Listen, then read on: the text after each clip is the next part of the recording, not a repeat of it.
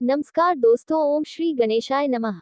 शांताकारं भुजंगसनं पदम नाव सुदेश विश्वाधार गगन सदस मेघ वर्णम सुभांग लक्ष्मीकांतम कमल नैनम योगी भी ध्यान गम्यम वंदे विष्णु भवहरम सर्वलोकैकनाथम मंगलम भगवान विष्णु मंगलम गण मंगलम पुंडरीकाक्ष मंगला तनो हरि ओम नमो भगवते वासुदेवाय। आज का दिन आप सभी के लिए मंगलमय हो। आइए सुनते हैं अश्विन मास में श्रीमद् भागवत महापुराण की आखिरी कथा। भगवान श्री कृष्ण कहते हैं, उद्धव जी, उस उज्जैन निवासी ब्राह्मण ने मन ही मन इस प्रकार निश्चय करके मैं और मेरे पन की गांठ खोल दी। इसके बाद वह शांत होकर मौनी सन्यासी हो गया। अब उसके चित्त में किसी भी स्थान, वस्तु या व्यक्ति के प्रति आसक्ति न थी। उसने अपने मन, इंद्रिय और प्राणों को वश में कर लिया। वह पृथ्वी पर स्वच्छंद रूप से विचारने लगा। वह भिक्षा के लिए नगर और गांव में जाता, परंतु इस प्रकार जाता था कि कोई उसे पहचान ना पाता था। उद्धव जी, वह भिक्षुक अवधूत बहुत बूढ़ा हो गया था। दुष्ट उसे देखते ही टूट पड़ते और तरह तरह से उसका तिरस्कार करके उसे तंग करते। कोई उसका धन छीन लेता तो कोई भिक्षा पात्र झपट ले जाता, कोई कमंडल उठा ले जाता तो कोई आसन, रुद्राक्ष माला और कंथा ही लेकर भाग जाता, कोई तो उसकी लंगोटी और वस्त्र को ही इधर उधर डाल देते, कोई वे वस्तुएं देकर और कोई दिखला दिखला कर फिर छीन लेते। जब वह अवधूत मधुकरी मान कर लाता और बाहर नदी तट पर भोजन करने बैठता तो पापी लोग कभी उसके सिर पर मुद्द देते तो कभी थूक देते। वे लोग उस मौनी अवधूत को तरह तरह से बोलने के लिए विवश करते और जब वह इस पर भी नहीं बोलता तो उसे पीटते। कोई उसे चोर कहकर डांटने टपटने लगता, कोई कहता इसे बांध लो और फिर उसे रस्सी से बांधने लगते। कोई उसका तिरस्कार करके इस प्रकार ताना कसते कि देखो देखो, अब इस कृपण ने धर्म का ढोंग रचा है। धन संपत्ति जाती रही, स्त्री पुत्रों ने घर से निकाल दिया, तब इसने भीख मांगने का रोजगार लिया है। अहो देखो तो सही, यह मोटा तगड़ा भिखारी ठहर में बड़े भारी पर्वत के समान है। यह मौन रखकर अपना काम बनाना चाहता है। सचमुच ये बगुले से भी बढ़कर ढोंगी और दर निश्चय है। कोई उस अवधूत की हंसी उड़ाता तो कोई उस पर अधोवायु छोड़ता। जैसे लोग तोता, मैना आदि पालतू पक्षियों को बांध लेते या फिर पिंजरे में बंद कर लेते हैं, वैसे ही उसे भी वे लोग बांध देते हैं और घरों में बंद कर देते हैं, किंतु वह सब कुछ चुपचाप सह लेता है। उसे कभी ज्वर आदि के कारण दिक पीड़ा सनी पड़ती है, कभी गर्मी सर्दी आदि से दैवी कष्ट उठाना पड़ता और कभी दुर्जन लोग अपमान आदि के द्वारा उसे भौतिक पीड़ा पहुंचाते, परंतु भिक्षु के मन में इससे कोई विकार न होता। वह समझता कि यह सब मेरे पूर्व जन्म के कर्मों का फल है और इसे मुझे अवश्य भोगना पड़ेगा। यद्यपि नीच मनुष्य तरह तरह के तिरस्कार करके उसे उसके धर्म से गिराने की चेष्टा किया करते, फिर भी वह बड़ी दृढ़ता से अपने धर्म में स्थिर रहता और सात्विक धैर्य का आश्रय लेकर कभी कभी ऐसे उद्गार प्रकट किया करता। ब्राह्मण कहता, मेरे सुख अथवा दुख का कारण न यह मनुष्य है, न देवता है, न आत्मा है और न ग्रह कर्म एवं काल आदि ही है। श्रुति और महात्मा जन मन को ही इसका परम कारण बताते हैं और मन ही इस सारे संसार चक्र को चला रहा है। सचमुच यह मन बहुत बलवान है। इसी ने विषयों, उनके कारण, गुणों और उनसे संबंध रखने वाली वृत्तियों की सृष्टि की है। उन तियों के अनुसार ही सात्विक, राजस और तामस अनेकों प्रकार के कर्म होते हैं और कर्मों के अनुसार ही जीव की विविध गतियां होती है। मन ही समस्त चेष्टा करता है, उसके साथ रहने पर भी आत्मा निष्क्रिय ही है। वह ज्ञान शक्ति प्रधान है, मुझ जीव का सनातन सखा है और अपने ज्ञान से सब कुछ देखता रहता है। मन के द्वारा ही उसकी अभिव्यक्ति होती है। जब वह मन को स्वीकार करके उसके द्वारा विषयों का भोक्ता बन बैठता है, तब कर्मों के साथ आसक्ति होने के कारण वह उनसे बन जाता है। दान, अपने धर्म का पालन, नियम यम वेदा, धन, सत्कर्म और ब्रह्मचार्य आदि श्रेष्ठ व्रत, इन सबका अंतिम फल यही है कि मन एकाग्र हो जाए, भगवान में लग जाए। मन का समाहित हो जाना ही परम योग है। जिसका मन शांत और समाहित है, उसे दान आदि समस्त सत्कर्म का फल प्राप्त हो चुका है, अब उनसे कुछ लेना बाकी नहीं है। और जिसका मन चंचल है अथवा आलस्य से अभिभूत हो रहा है, उसको इन दान शुभ कर्मों से अब तक कोई लाभ नहीं हुआ। सभी इंद्रियां मन के वश में है, मन किसी भी इंद्रिय के वश में नहीं है। यह मन बलवान से भी बलवान, अत्यंत भयंकर देव है। जो इसको अपने वश में कर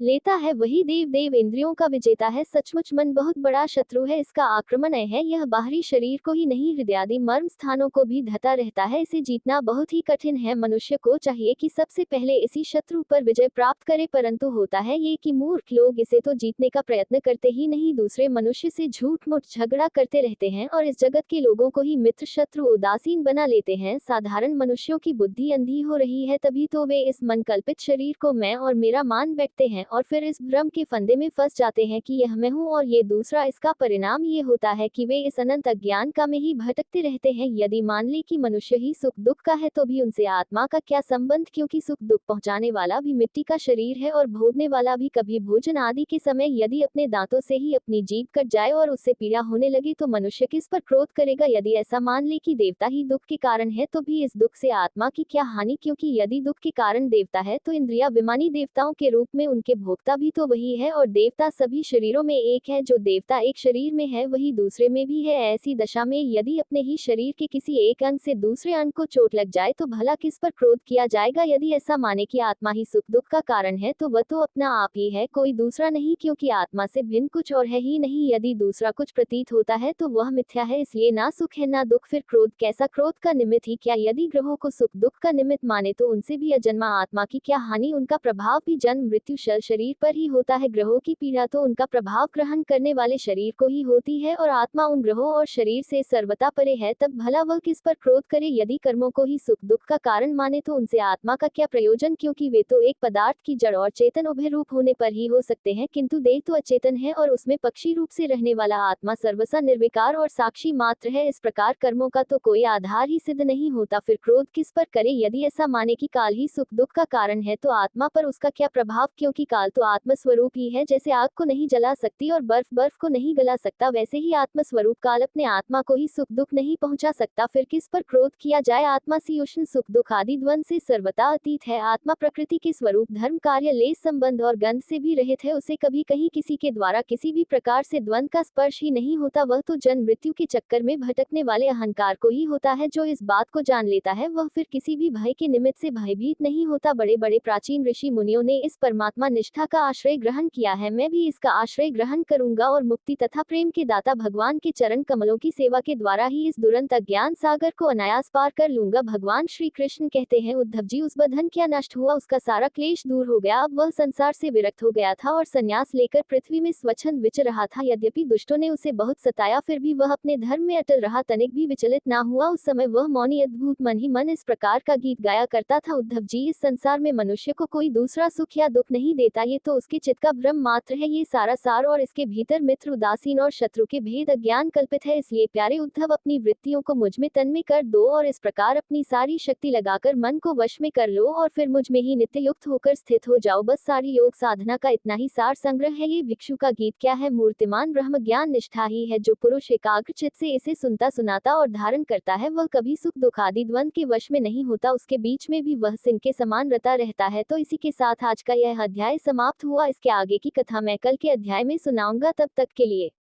भगवान हरि का नाम लेते रहे तो प्रेम से बोलिए भगवान विष्णु की जय, श्री कृष्ण भगवान की जय, समस्त देवी देवताओं की जय। धन्यवाद।